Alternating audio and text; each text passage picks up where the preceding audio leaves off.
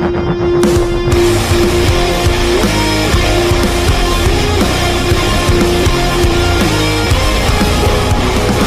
here we are, my friend, looking at doing a bit of a recap of a anime called Akagi.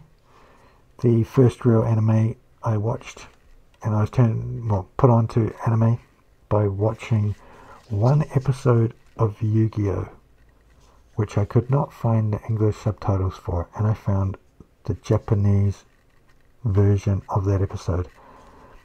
And I watched it, and it was like night and day, black and white, chalk and cheese, up and down, left and right,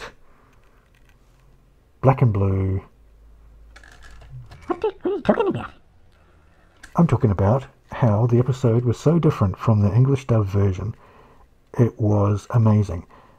The English dub versions are always happy. They're always upbeat and oh, ow, and woo-wee. And the Japanese version was so dark. The music just set the scene for it.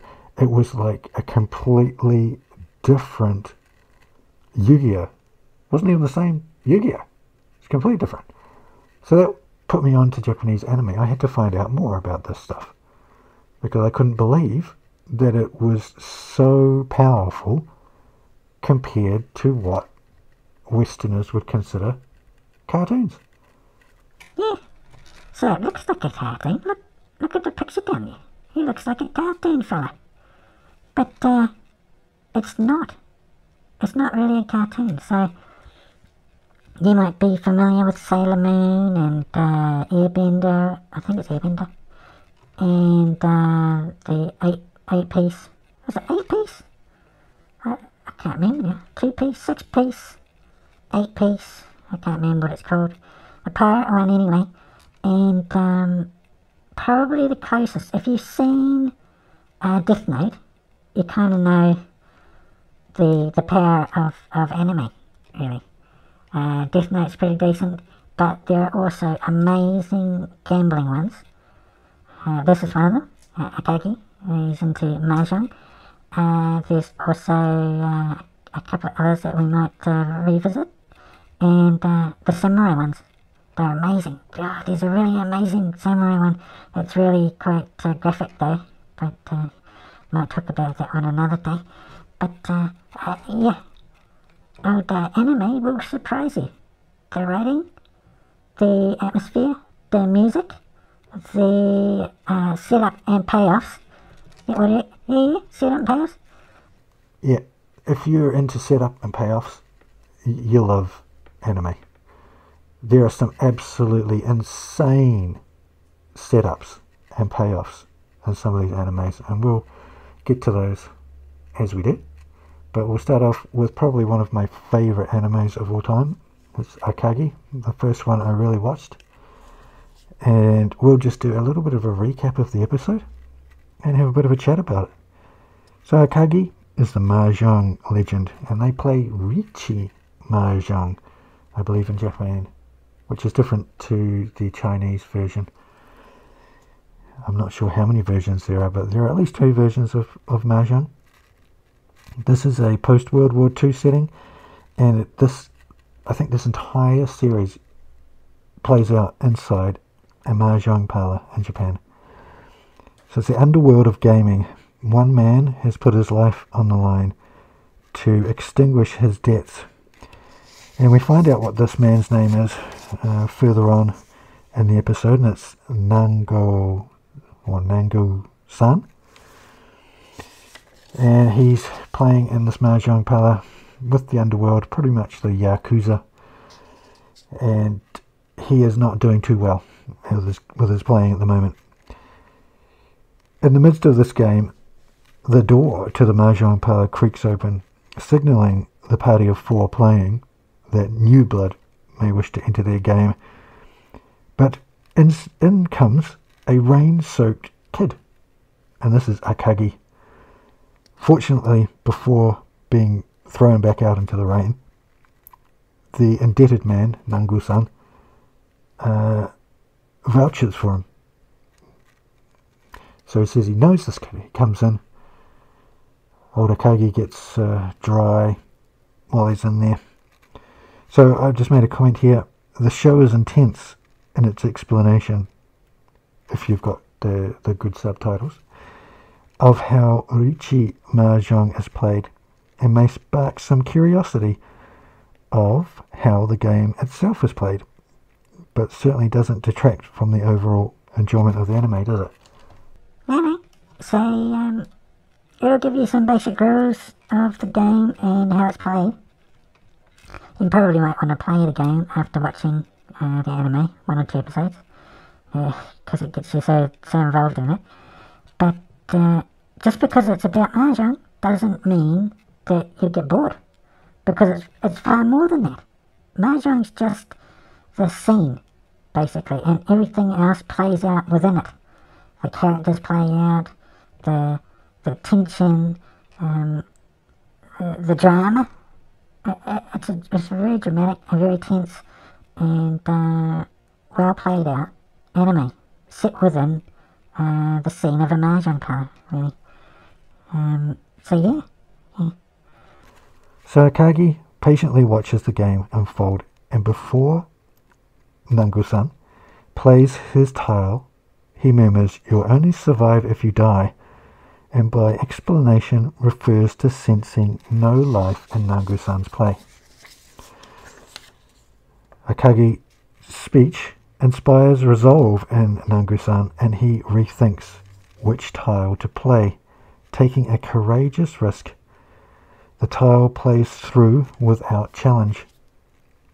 Upon the next player discarding an unwanted tile, our indebted gambler, Nangu-san, makes his hand pay off with Ron. So he wins that round and he doesn't finish the last. So he manages to survive, as he wanted to do, by actually playing riskily, I guess. So a common thing that goes through all these gambling animes is that you play to win. You don't play to survive. You throw, as they say, you throw your life at this thing. Between rounds, Nangu-san asks Akagi his age. Akagi says he's 13. And there is something mysterious about Akagi, and he appears to have a closeness with death. The man asks Akagi to play for him, knowing Akagi does not know the game of Mahjong. So Akagi begins by observing the game and learns by losing, and I think he learns by losing 7,200 points in the first few rounds, or the first round. So that's fairly significant, but apparently this is how he develops this amazing skill with Mahjong. Yeah, and then somebody is at the door, so they knock on the door. It's the police. And the police have come to try and find a kid who was involved in some gang activity where they drove 2 vehicles towards the edge of a cliff. The game called Chicken. Yeah, we all know Chicken, don't we? Where we try to outdo the other person by doing something stupid. And they both drove their vehicles off the cliff. One of the kids was recovered, went to the hospital, and they couldn't find the other one. But a witness saw the other kid swim to shore and potentially into this Mahjong parlor. So the police are quite interested in finding this kid. And what does Akagi do? Akagi makes a deal, doesn't he, with Nangu-san? Yeah. So Akagi says to Nangu-san that basically, if he vouches for him, he will play a winning hand. And if he doesn't, obviously, he'll purposely lose the hand. So the boss of the Mahjong house instructs one of his men to get rid of the police. However, the police push their way in to the Mahjong parlor. Nangu-san then vouches for Akagi and tells the police that he is his elder brother's kid. and then kind of ropes in Ryuzaki-san, the Mahjong parlor boss, by saying, that's right, isn't that right? Of course, Ryuzaki doesn't want to have police involvement in his Mahjong parlor, so he just goes along with the story. At this point, Nangu-san realizes that Akagi is holding a completely different hand to when he last saw it. So apparently Akagi has switched some tiles while people were distracted with the police being at the door. Which is kind of, I guess, shocking that you'd be cheating the Yakuza. However, Akagi has done it blatantly. Akagi forces the gameplay while the police are there, and the other players are too distracted to realize he has cheated, and he wins with a Ron hand. It appears this move was planned to coincide with the police being present, so any threat of physical violence, once these other players figured out that he actually cheated, which they do, any threat of physical violence would play out in the witness of the police, so it couldn't happen. Ryuzuki-san advises Akagi if he is found cheating again, he will have one of his fingers cut off, as per the Yakuza way. At the end of the episode, the police lieutenant decides to stay a while and watch the game and wait until he can apprehend Akagi in some way. And that's the end of the episode 1. Yep, it's the end of the episode. It's fantastic because there is so much atmosphere just created in this one little cartoon show, as you might think it is. The sound effects, the music, the general kind of voice acting. It's really great. I mean, there's a strength of acting in this, just voice acting. And it plays out really well with the animation. The animation is done real well. It's not your standard, what you'd expect animation, or drawing, rather.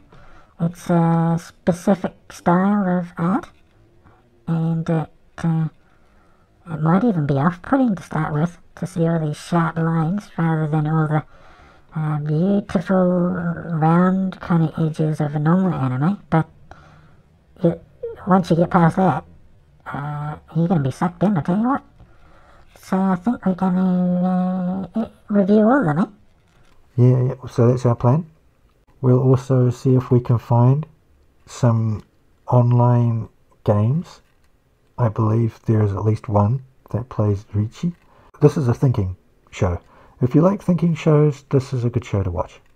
Anyway, we'll be back again next week for the episode number 2. See you next week, mates. And get ready for some more Mahjong excitement.